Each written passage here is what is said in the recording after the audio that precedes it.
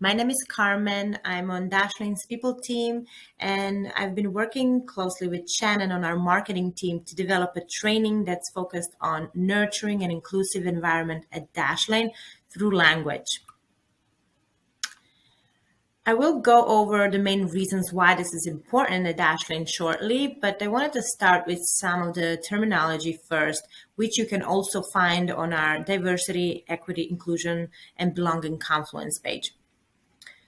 So what do diversity, equity, inclusion, and belonging mean? A lot of you have probably heard of diversity. Maybe you have read about it or you have actually been actively contributing to fostering it in some way. So I will highlight one thing about it that might be less talked about, which is about diversity is not one-dimensional. Now, this might sound obvious, but when you look around and hear what companies talk about, we usually hear about efforts on gender diversity in France and Portugal or racial diversity in the US. But the truth is that there is so much more to it that we want to talk about and make an impact in the right direction, especially when it comes to invisible aspects of diversity, such as some forms of disability. Of course, we won't be able to go over all different examples in this presentation, but we'll try to provide as much context as possible on how to cherish our differences as we all come together to work and solve problems. Historically, equity has been a big challenge to achieve, and this is still the case today. As an employer, this is one of the areas where we can make a big impact. One example of how we do it at Dashlane is having processes in place to specifically combat inequity that we follow for every single compensation and promotion cycle. Inclusion builds a culture where people can feel that they belong. It's an active behavioral choice to create an equitable and open environment. We're a global company and we have Dashlaners from many different countries and backgrounds. So we really want to strive to ensure that everyone can contribute to the conversation. And not only that, but also be heard and valued and ultimately feel like they belong. So this is what we're talking about on this slide as an end goal of diversity and inclusion efforts is really the feeling of safety and a sense of community.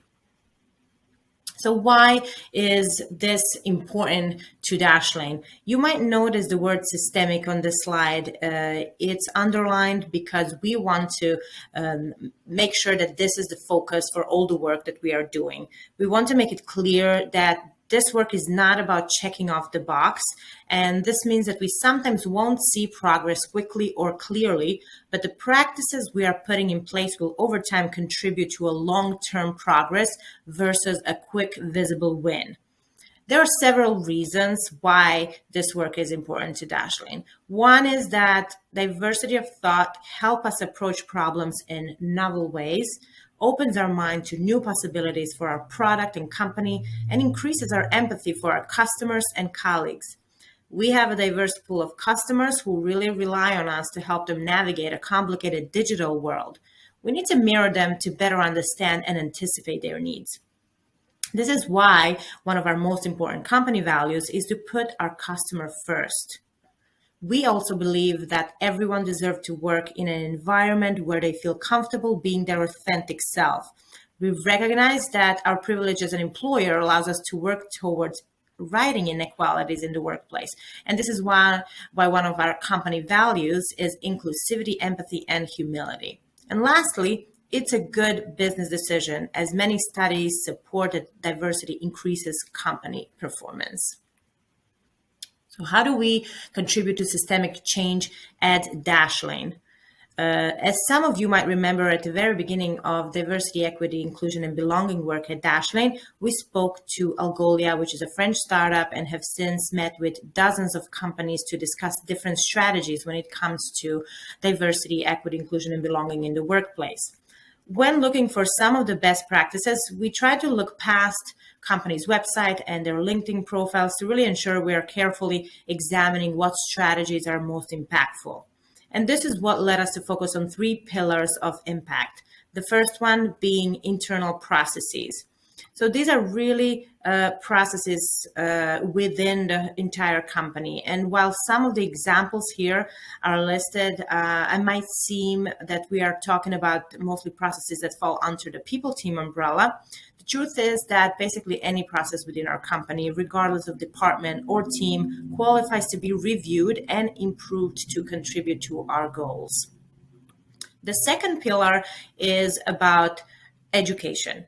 Consistent education is a foundation of understanding the implications of our actions, language, and behavior, and it's something we hope everyone can actively participate in. And lastly, community. Community is all about giving back. So whether is it through celebrations, mentoring someone, being financially supportive, or through our building the product, yes, the work goes that far as it should. And we have gotten a lot of ideas from some of you, and we asked you to keep coming with ideas. And as I mentioned, everyone at Dashlane can really make an impact. So before I hand it off to Shannon, I just wanted to make sure to cover one of the common questions that we usually hear, which is whether we plan to offer unconscious bias training. It's a really good question, and many companies have chosen to offer it. And our answer is twofold. One, multiple studies have shown that conventional unconscious bias trainings are not effective and can actually result in more discrimination. But if we focus on how to mitigate those biases, how to change behavior, and how do we really track the progress with systemic changes that we are working on, it can be positively impactful. We are talking about bias and mitigation strategies in multiple processes, such as interview process, during our compensation cycles, in the coaching sessions that we have with our managers, and so on. We are a global company, so it made sense for us to really focus on the language that we use every day across different cultures and countries where we operate in. So if we really put more effort in learning about these differences in communications and really being curious, we can get closer in living our value of inclusivity, empathy, and humility. As I mentioned earlier, when we first started doing this work at Dashlane, we met with Algolia, and we really appreciated this takeaway from our conversation with them, which is about how no individual should be held accountable for their country's history and social context. But let's take a moment to state clearly what our standards are as a company and to make each other grow. And the point is, nobody's perfect. We all make mistakes. But let's create an opportunity for everyone to ask questions without fear and seek guidance without judgment. And with that being said, it's a great place to start to talk about inclusive language, and I will hand it off to Shannon. Thank you so much, Carmen. So, how is language related to inclusion? As we know from what Carmen just presented, an inclusive culture is a work environment in which all individuals are treated fairly and respectfully, regardless of differences. And so what inclusive language practices do, they just simply raise the awareness about how what we do or don't say or write supports that culture. And that may seem overly simplistic, but we'll get into some examples later that I think will make it clearer. And notice that I said it's about raising awareness versus learning a bunch of rules to follow. And that is going to be a theme in this presentation. And so just like the product design and creative teams and UX teams' jobs are to understand and influence how Dashlane looks and feels to have the desired impact on our internal and external audiences, part of our job is also doing the same thing for language. How what we say and the way in which we say it impacts how the world sees Dashlane and how we see ourselves. So some caveats here. This is just an introduction. Inclusive language, there's a huge wealth of scholarship and thinking about it. It's constantly evolving and, as we'll soon learn, very individual. Though this conversation exists in every culture will think about inclusive language differently.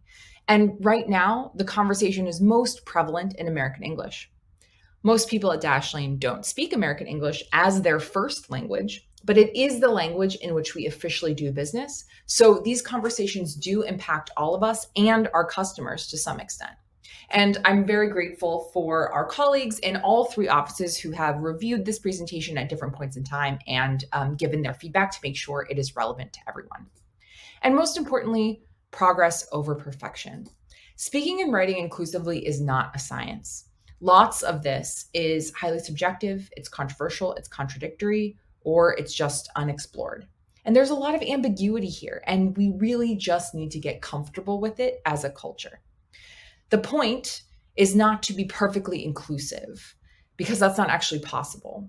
And the reason that's not possible is because there's no way to have already created an environment which has accounted for every permutation of identity and preference and lived experience that someone will have. So, as I've said, being aware of the language we do and don't use can be complicated and confusing because it's highly context dependent, because it interacts with much larger cultural and political forces.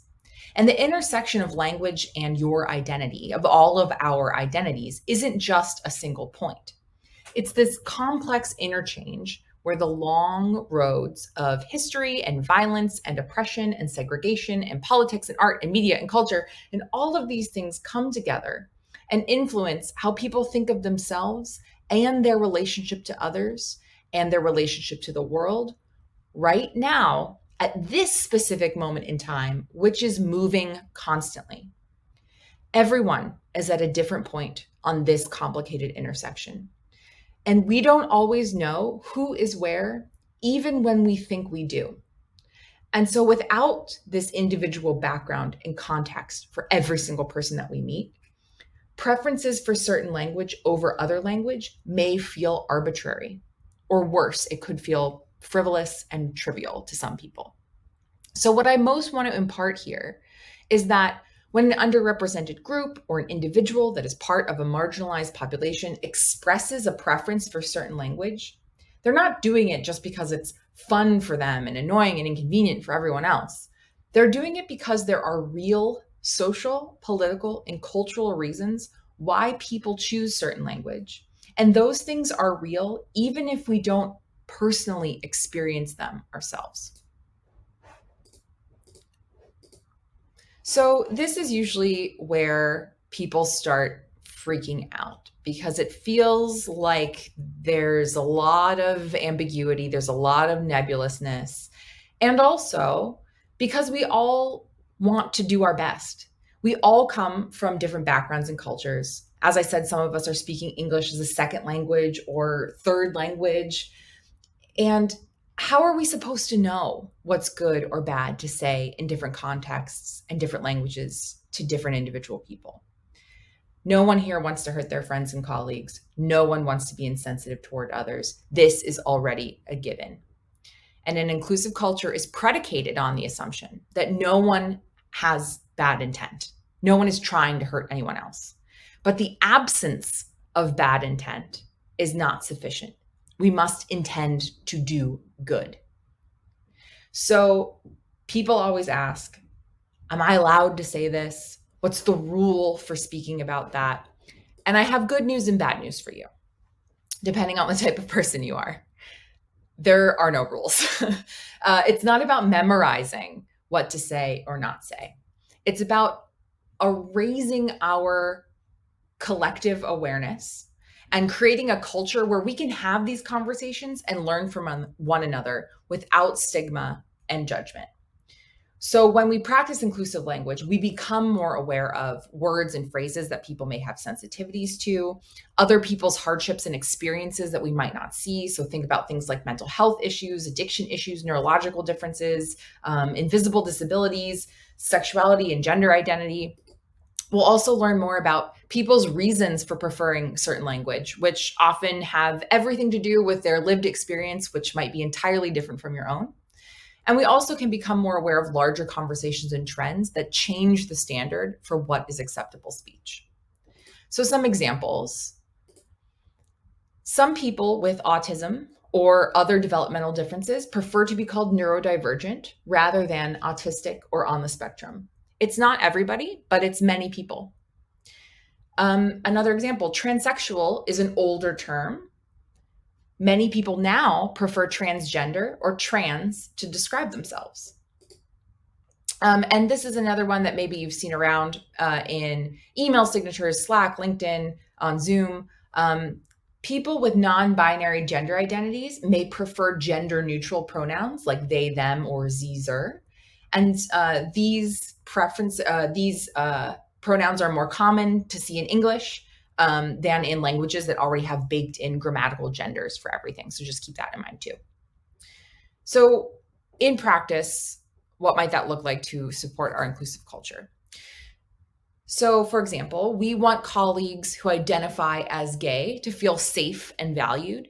So we raise our awareness about the ways that jokes or remarks about their sexuality may make them feel, regardless of the intention behind them.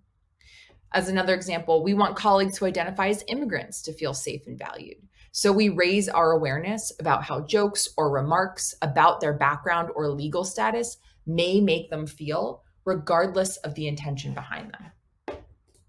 Because the bottom line is this, communication is what you say, not how it's heard.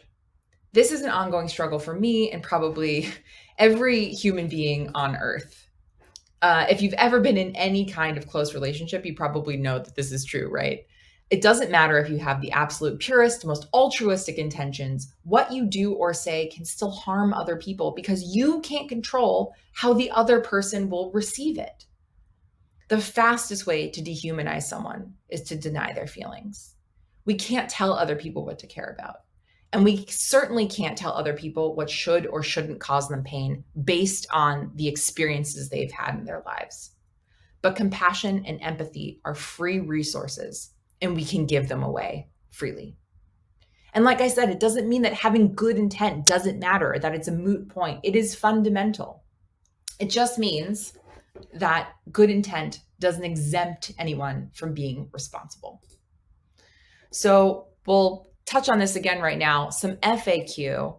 Shouldn't we all just assume positive intent and give the benefit of the doubt that no one is writing or speaking to exclude others? Yes, for sure. Assuming positive intent is foundational to creating a culture where we can all be safe and vulnerable enough to have these conversations in the first place on both sides of the conversation.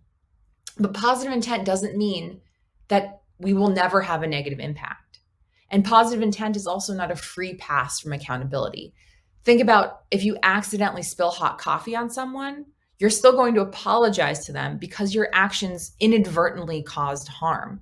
And then maybe you learn, oh, wow, I'm not going to swing my arm around when I'm getting coffee again.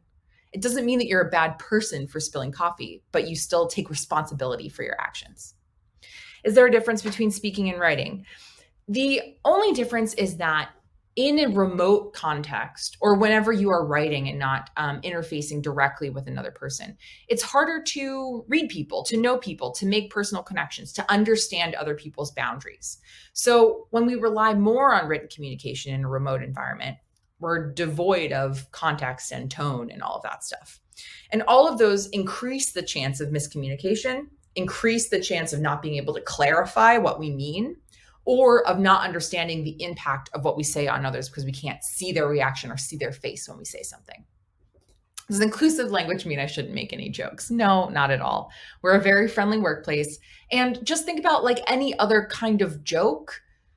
We naturally adjust our boundaries based on how well we know each other. Think about how you might vary what you say to someone you just met versus someone you've worked with for years versus your manager. When you know another person's preferences for certain language, or when you know where they're coming from, their background, and how they choose to identify themselves, then out of respect, you adjust your boundaries. Does inclusive language mean I shouldn't acknowledge people's differences? No. It's okay to acknowledge that our identities and experiences make us unique from one another. But does that mean I should go out of my way to acknowledge people's differences? That's also no. Bringing up someone's race or sexuality or ability or any other facet of their identity without having a reason to can make people feel singled out and uncomfortable. So, where does that leave us if there's no rules? The point is to encourage better ways of relating to your fellow human beings and treating people as individuals. It's not about memorizing rules, say this, don't say that. It's about developing an awareness that words have real, tangible impact on the health and well-being of others, and far from striving to communicate perfectly with everyone. Inclusive language and the principle of inclusivity in general is a culture that makes everyone feel safe because you trust that everyone comes to the table with the best of intentions and open minds. And so this is the Culture AMP diversity and inclusion motto: be brave, not perfect. And I think that's a good philosophy to have when it comes to inclusion. So in practice, using inclusive language, let's first talk about some rules that you may have already heard if you're familiar with this topic at all. And I know I said that there aren't rules, but you may have heard things like this. And I'm going to try to show you why sometimes rules end up actually being unproductive. So here's a rule you might have heard. Identity first language. This means placing the descriptor of the person as their central locus of identity. So I am an alcoholic, you are autistic, she is bipolar, or in this case, you see here like the homeless, the disabled. Generally speaking, the rule is avoid this type of language as best practice, because what it does is it conflates the person in their descriptor as if they are the same and permanent. So the other rule you may have heard is person first language, which puts an emphasis on the person and not the descriptor. So people with disabilities or people who have disabilities are people first, whereas in contrast, the disabled are known by their descriptor as the defining characteristic. So the same with my neighbor has alcoholism versus the alcoholic that lives next door. You're generally going to see publications and institutions default to person first language as a general rule. And this is generally best practice in situations where you don't know people's language preferences. So why isn't that just the rule that we follow then? Why don't we just say, yes, person first language for everything? So I'm going to give you an example of a conversation, and it's a little bit like an after school special, okay? So I know it's a little cheesy, but bear with me. So let's say someone says to you, I can't reach that because I'm disabled. And they're using identity first language. They're conflating themselves with the descriptor. And you, who have learned person first language as the rule, say, wait, aren't you supposed to say you're a person with a disability? And use person first language. And that person says, no, I identify as disabled. It's something I'm proud of. Oh, and then you're uncomfortable. Because in trying to apply this rule, you've actually participated in disempowering this person by denying them the right to speak about themselves in the way they choose and to define themselves in the way that they choose, the language that they use. So what is the actual best practice in interpersonal dynamics, in your personal relationships, in how we show up at work? We're calling it person-led language. And this is a paradigm that solves for all of this in individual communication. It allows individuals to identify themselves how they choose and to set their own boundaries for how others refer to them. So if we applied person-led language to that cheesy little conversation that we had before, I can't reach that because I'm disabled. You might say, is that how you describe yourself? And you might get the answer, yes, for me, being disabled is part of my identity that I'm proud of.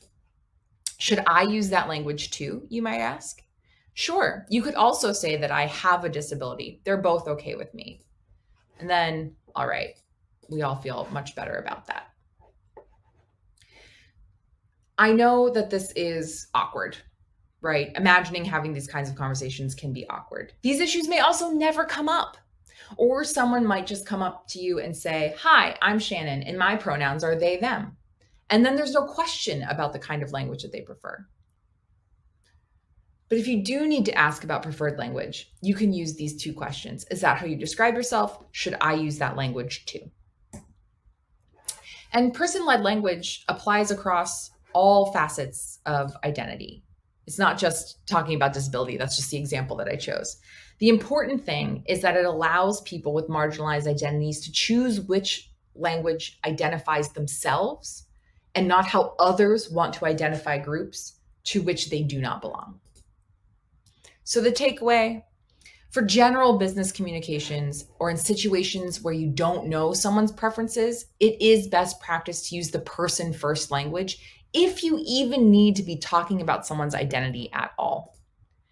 And the second takeaway: if you do need to have a conversation involving someone's identity, or someone expresses to you that something you said is not their preferred language, you can get to person-led language by using two questions as your guide. Is that how you describe yourself? Should I use that language too? So we're going to touch on some common language needs. And I'm not going to go through all of this with a fine-tooth comb because you will have a copy of this presentation if you need to refer to it. But I'm going to touch on some of the ways that we see this come up most often. The first is pronouns. So from a grammatical point of view, what even is a pronoun? A pronoun is a part of language that stands in for people's names. So instead of Mark, maybe him. Instead of me, Shannon, I use she and her, etc., etc. Pronouns often denote the gender of the person that we're talking about, but we want to avoid assuming someone's pronouns just by their name or their appearance. So there are some best practices you can follow. First, make your pronouns visible no matter what they are. Not only does this make it easier for everyone to find out anyone else's pronouns, but it also normalizes exchanging that information in the first place and makes other people feel safe doing the same. If everybody has John, he, him in their Slack bio, then I know that if I have they, them, or sie, zer as my pronouns, I feel good putting it in my Slack bio too, because I know that other people understand what that information is and what it's doing there. You can make your pronouns visible on Slack and Bamboo HR, and your Zoom name, your email signature, and you can also just introduce yourself with your pronouns the first time you meet someone. If you need to clarify someone's pronouns, you can say, what are your pronouns? Or what pronouns do you use? The language preferred pronouns is usually now just pronouns. Using them correctly is not a preference, but a matter of respect for the person you're speaking with. If you misgender someone, all you need to do is apologize, correct yourself, and move on. So for example, if I said, Sky said I misspoke. Sky said they already booked a meeting. Did you get the invite? You don't need to dwell on it. You don't need to make a scene in the meeting or talking to the person. But if appropriate, you can also apologize privately to this person and commit to getting it right the next time. Also, best practice, default to singular they. If you don't know someone's pronouns or you don't want to suggest a gender default or binary, use they. So for example, in a job description, he, she should have 5 years experience. Simply substitute they should have 5 years experience. Also reads much nicer, if I do say so myself. Singular they has been used in English since the year 1375. Yes, really, I swear, you can Google it. So if someone tells you that they find singular they too confusing, just tell them that they just listened to this whole sentence and they understood it perfectly, didn't they? Another common thing that we want to steer away from is defaulting to male. So things like guys, chairman, manpower, things like that. It's not so much that if you say guys, you'll have a bunch of people complaining that they feel hurt and excluded by guys because they don't identify as male. Though, of course, certain people do definitely feel that way and they have their reasons. But rather, it's part of a larger paradigm of language where the male version of something equals the default way to say anything. And it's worth making people aware of and combating how frequently the world defaults to the male perspective, especially as we work to increase gender parity at work and in society in general. When you need some language that doesn't reinforce heteronormativity or the gender binary. So that idea is that A heterosexual relationship is quote unquote normal, or it's all that exists, when in fact there are other ways of being and living, or that the gender binary, man, woman, is all that exists or is normal, when in fact there are other ways of being and living. And this is what we mean by inclusion. You're not saying everybody is non binary or everybody is queer. You're just using language that acknowledges and includes the existence of non binary and queer people. So I'm not going to go through all of these, but for example, instead of saying boys and girls, try children, moms and dads, become parents. Instead of women and men in certain contexts, people who, people that, etc. If you want to avoid stereotyping or suggesting a default, this is another one where it's just worth raising our awareness how often these things come up unconsciously. Could a strong guy help with these boxes? Implies that only men are strong, or that women aren't wanted to volunteer. This is a little bit of a funny example, but saying something like, that's an old wives' tale, reinforces stereotypes about women as superstitious or irrational versus men who are logical and reasoned. And then finally, did you bring, and then insert a gendered term to the party? So if you're asking a woman or a man respectively, if you're asking a woman, oh, did you bring your boyfriend to the party? You are reinforcing the idea that heteronormativity is the default. Since she's a woman, she should have a boyfriend. That's not to say that if someone introduces you to their boyfriend, then of course you can refer to them as their boyfriend. But if you're making an assumption and you don't know, try to avoid the binary. Also, if you want to avoid stigmatizing mental health issues or disability, so here are just some common words that originated as descriptors of disability in English that had negative associations. So for example, if you're calling something insane, that's an insult, and it originally referred to someone with mental illness. And so lame, in the same sense, referred to a person with a physical disability that impaired movement, and now it is used as an insult or derogatorily. The global conversation. So as I mentioned in the beginning, inclusive language is a really hot topic in the US. And these are just some example headlines that I've pulled, but they demonstrate that this idea has kind of permeated mainstream culture here. And if you scroll to the resources of this presentation, you can see I have a ton of different articles that I've linked there. So it's just more common to hear people talking about these concepts as they apply to their everyday lives, their workplace, their schools, and their circle of friends and family. But that's not the be-all end-all of the conversation. Our designer, Hugo, made me aware of an international Slack community that he's a part of. And the community has its own code of conduct, which is becoming more and more standard for online communities. And this code of conduct covers some of the inclusive language issues that we've touched on today. They even have a Slack bot for when someone uses the word guys to refer to a mixed gender group of people. And so are we really ever just going to be an isolated community? No, because the internet exists, because our international workplaces exist. And so this conversation is inherently global, even if it is more prominent in some cultures rather than others.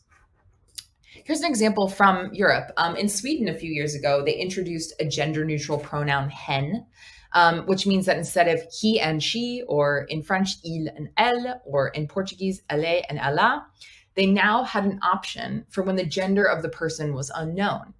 In English, as we covered, we naturally revert to they when we need to speak about a person whose gender is unknown. But you can see that this original article was written in 2015. And here's a short follow-up from 2019.